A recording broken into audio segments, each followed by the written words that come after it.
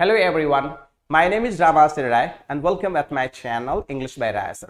तो गाइज आज के इस लेक्चर में मैं डिस्कस करूंगा वेरी इंपॉर्टेंट जितने भी इंपॉर्टेंट इडियम्स हैं उन सारे इडियम्स को मैं आपको वन बाय वन डिस्कस करूंगा. सो गाइज आप जानते हैं कि जो इडियम्स की हमारी प्रॉब्लम्स होती हैं, जो हमारी इडियम्स की समस्याएं होती हैं, वो नॉर्मली इस कदर होती हैं कि हम चाह करके भी उन इडियम्स को कर नहीं पाते हैं, उनको हम टच नहीं कर पाते हैं और उनको हम स्किप करके आगे बढ़ जाते हैं. राइट. सो गाइस इडियम्स के लेक्चर्स में हम आपको आप ये मान के चलो लेक्चर 1 से लेकर के आपको लेक्चर 50 मतलब हम आपको एक लेक्चर से लेके 50 लेक्चर तक को इडियम्स को पढ़ाएंगे. Right. So in each lecture हमारे सारे लेक्चर में शुरुआत में आपको सारे लेक्चर्स में 30 इडियम्स मिलेंगे और आगे चल करके इनको मैंने 25 कर दिया है जिससे कि लेक्चर हमारा बहुत बड़ा ना होने पाए. तो गाइस एक एक लेक्चर को कीप ऑन वॉचिंग. तो चलिए एक एक इडियम्स को देखते हैं. लेक्चर नंबर 9 है और इडियम्स को देखते हैं. तो आज का जो हमारा पहला इडियम है वो है गेट योर फिंगर बर्न. तो डेफिनेटली इसका मतलब गेट योर फिंगर्स बर्न्ड का मतलब ही होता है कि कुछ अपना नुकसान उठाना, कुछ ऐसा काम करना जिससे कुछ लॉस हो. देखिए लिखा है ना, to suffer loss as the result of doing something risky. मतलब कोई ऐसा काम करना जिससे किसी चीज का रिस्क हो, जिससे आपको एक बड़ा रिस्क हो. ठीक है. He got his fingers burned in foreign market. मतलब उसने जो फॉरेन मार्केट में बिजनेस किया उससे उसका क्या हुआ, ग्रेट लॉस हुआ. तो you can understand loss of property due to earthquake, right? Loss of property due to earthquake, right? तो burn your fingers. ठीक है. End in smoke का अर्थ क्या होता है? What is the idioms of end in smoke? तो end in smoke का भी मतलब क्या होता है? To be destroyed or ruined. किसी चीज का नष्ट होना, किसी चीज का बर्बाद होना, उसे हम लोग क्या कहते हैं? And in smoke. मतलब कोई चीज कंप्लीटली डिस्ट्रॉय हो जाना. एंड इन स्मोक का मतलब होता है कम टू नथिंग, मतलब सब कुछ बर्बाद हो जाना. एग्जाम्पल है all of his hopes and in his smoke when he है ना divorced when he discovered that he had failed.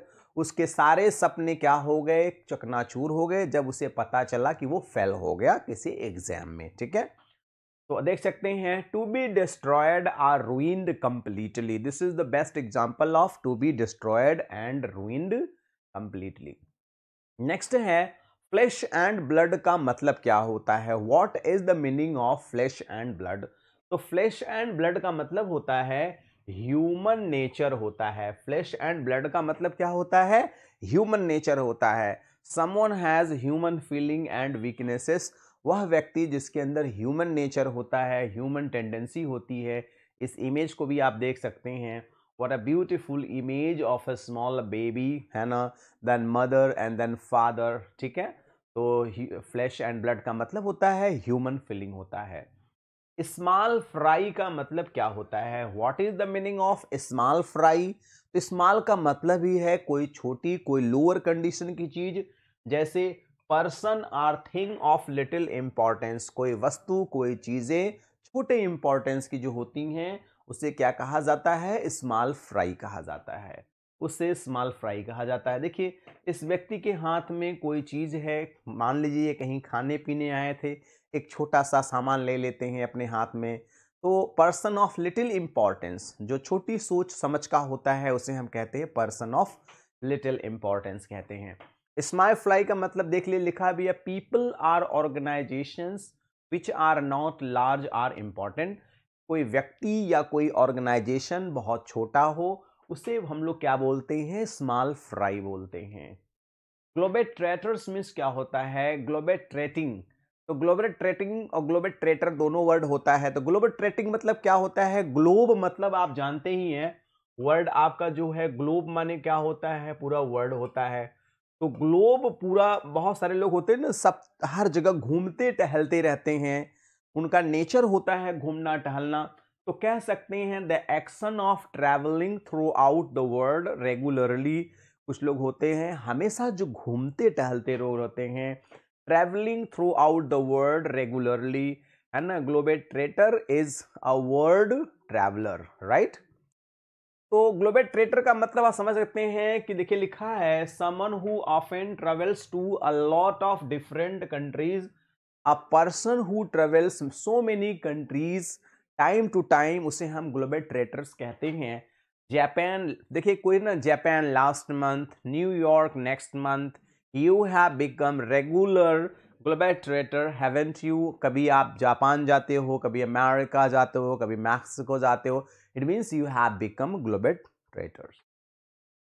देख सकते हैं ग्लोबेट्रेटर का मतलब someone who travels regularly to different parts of the world, she becomes something of a globetrotter, है ना। Attending conference in all over the world, जो बहुत बड़े बिजनेसमैन होते हैं वो ग्लोबेट्रेटर्स होते हैं, because they visit all over the world maximum countries. Next बहुत अच्छा इडियम्स है बिलो द बेल्ट। तो बिलो द बेल्ट का मतलब क्या होता है? गलत तरीके से प्रहार करना, गलत तरीके से जीत हासिल करना। तो बिलो द बेल्ट का मतलब क्या होता है? If you do something consider to be unfair or make a cruel remark, you hit below the belt.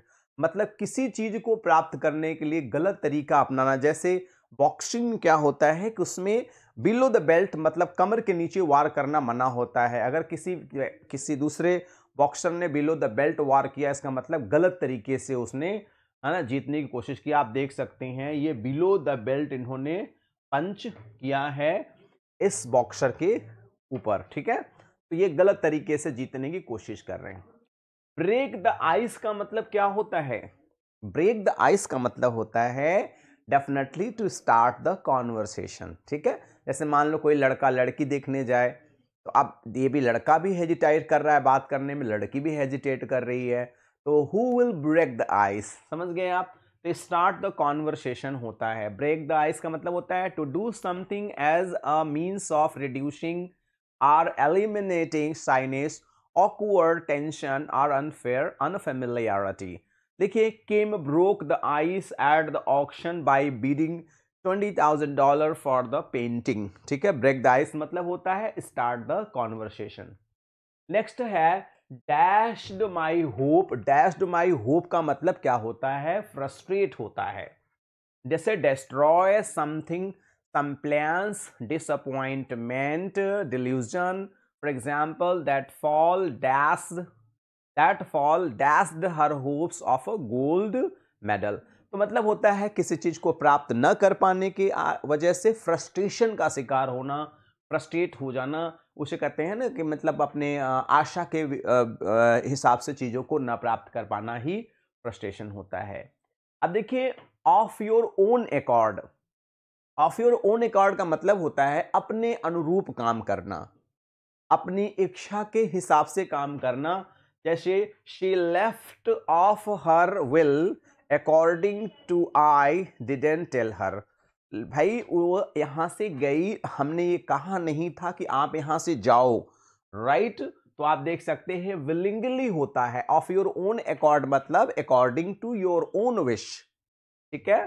तो नॉट मीन्स वंस वर्ड्स का मतलब क्या होता है? To say or something directly and openly. किसी बात को डायरेक्टली और ओपनली कह देने को ही क्या कहा जाता है? नॉट मीन्स वंस वर्ड्स, ठीक है। Very nice. जैसे से something directly and openly, this lady is saying and speaking something and telling somebody and openly and directly without any hesitation। Next है हैंकी पैंकी मीन्स क्या होता है? What is the meaning of hanky panky? तो hanky panky means क्या होता है? To improper behaviour. Hanky panky means refers to improper behaviour. आप देख सकते हैं ये बच्चा है, इम्प्रॉपर बिहेवियर है। तो हैंकी पैंकी मीन्स क्या होता है? Improper behaviour. बहुत सारे इसके डेफिनेशन भी हैं, आप देख सकते हैं। What is the idiom of hazy ideas का मतलब क्या होता है? hazy ideas क्या कहते हैं आप? तो hazy ideas मीन्स होता है confused होना, confused। He does not have the foggiest ideas how hard it is to run a business। hazy ideas मतलब होता है foggy ideas, मतलब एक धुंधली आइडिया, जो परफेक्ट आइडिया इसे हम नहीं कह सकते हैं। आप देख सकते हैं do not know or understand something at all, I didn't have the foggiest ideas. तो फॉग है तो फॉगी आइडियाज भी आपको समझ में आ गया होगा। हॉट हेडेड का मतलब क्या होता है? हॉट हेडेड का मतलब होता है जिद्दी पर्सन, गुस्सैल पर्सन, शॉर्ट टेम्पर्ड पर्सन होता है। A person who is impetuous, impetuous माने होता है बहुत जल्दी लड़ाई झगड़ा करने वाला व्यक्ति। Easily become angry and violent. Neither of you hot heads would listen to me when I asked you to stop this nonsense, right? So this is the very important idioms and you must learn because exams में ये आते हैं। तो आप देख सकते हैं hot headed means होता है शॉर्ट टेम्पर्ड। आप देख सकते हैं this lady is too much short tempered. You can see this small boy is short tempered, this small baby is short tempered, they all are hot headed. कुछ लोग होते हैं ना बहुत ज्यादा उनको गुस्सा आती है, उसे हॉट हेडेड कहते हैं। हैव अ गो का मतलब होता है मेक एन अटेम्प्ट।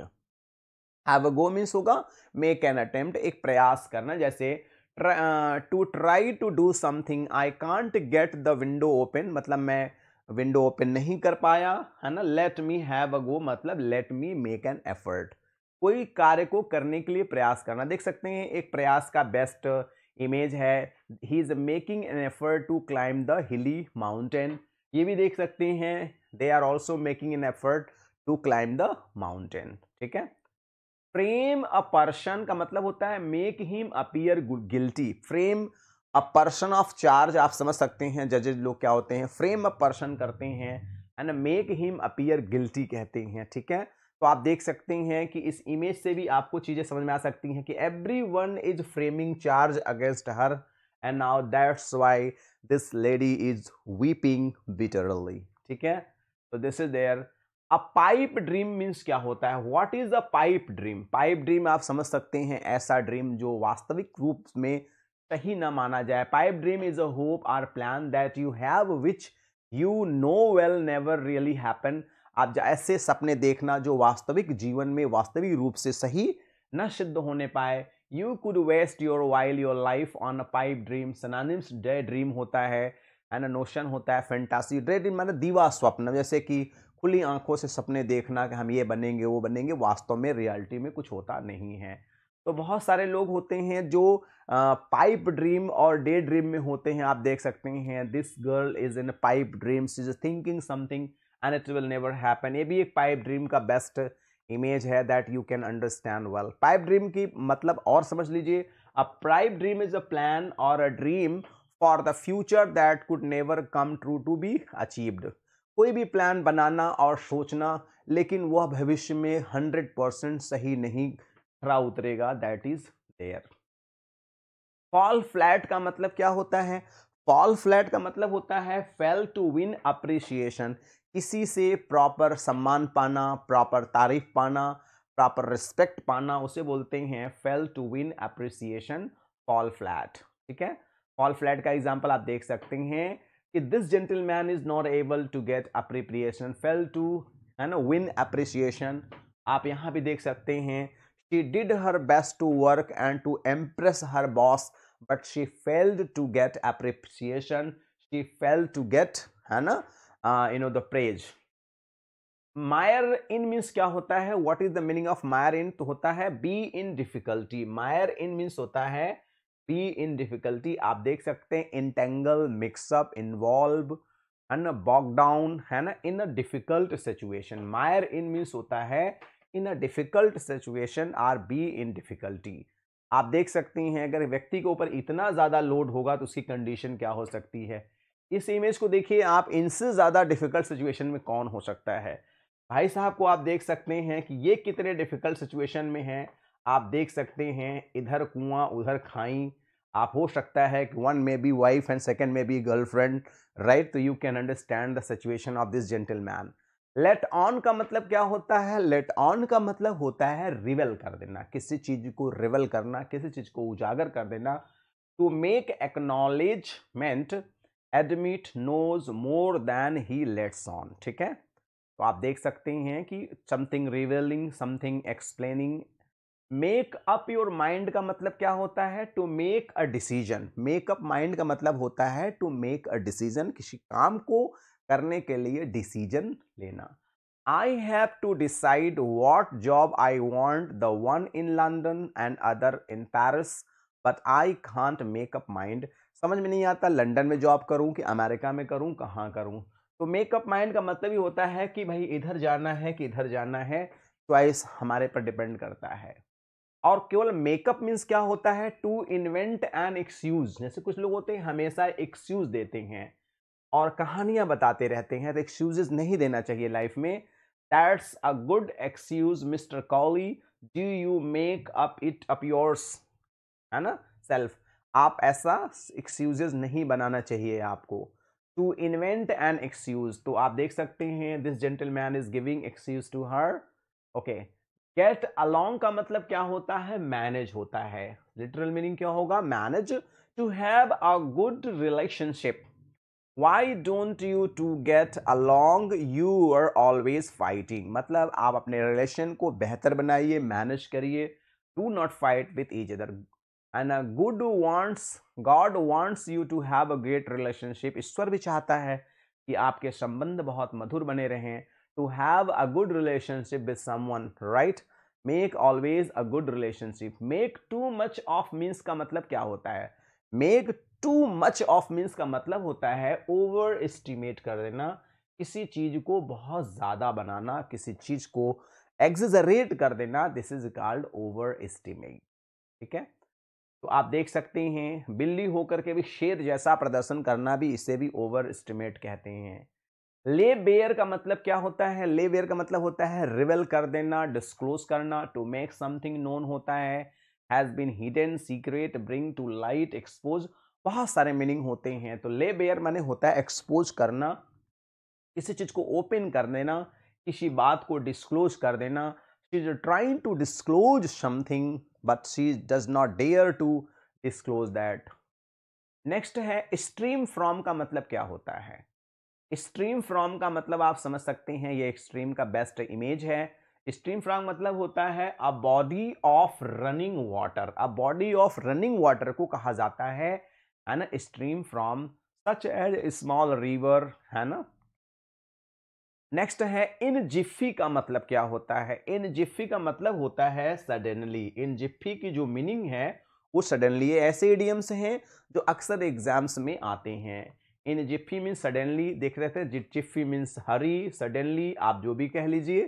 ठीक है, तो आप देखिए सडनली इन जिफ्फी है फेल डाउन ऑफ स्टेयर्स, ये सीढ़ी से एकाएक गिर जाते हैं इन जिफ्फी। ठीक है, stir up a hornet's nest, इसका मतलब होता है मेक ट्रबल, काज कमोशन। तो ये भी इडियम बहुत ही फेमस है, इसको हम कह सकते हैं stir up a hornet's nest, मतलब होता है मेक ट्रबल या काज कमोशन। देखिए ये क्या कर रहे हैं, स्टीयर्स कर रहे हैं, तो making trouble and causing commotion कर रहे हैं, डिस्टरबेंस क्रिएट करना किसी ऑपरेशन में, किसी कार्य में, तो डिस्टरबेंस क्रिएट करना। ऑन द नॉट का मतलब होता है ऑन द क्रेडिट होता है। ऑन द नॉट का मतलब होता है ऑन द क्रेडिट। ठीक है, to move your head down and then up, sometimes several times. कभी कभी होता है ना कि हम शॉपकीपर के सामने जाते हैं, कहते हैं भाई दे दीजिए सामान इनको, तो नॉट ही कर देते हैं, हाँ कर दीजिए, दे दीजिए। हम केवल अपने चेहरे से इशारा कर देते हैं और काम हो जाता है। तो ऑन द नॉट मतलब ऑन द क्रेडिट होता है। कहते हैं ना केवल मैं इशारा कर देता हूं तो वहां काम हो जाता है, क्योंकि आपकी वहां क्रेडिट होती है। तो आप देख रहे हैं कि all the things are done because, इन्होंने नॉट किया, and everything is done well because इनकी क्रेडिट बहुत ही अच्छी। टू टेक ओकेजन का मतलब क्या होता है, what is the meaning of to take occasion. To take occasion का मतलब होता है to take advantage of an opportunity. To take an advantage of an opportunity को कहा जाता है टू टेक ओकेजन।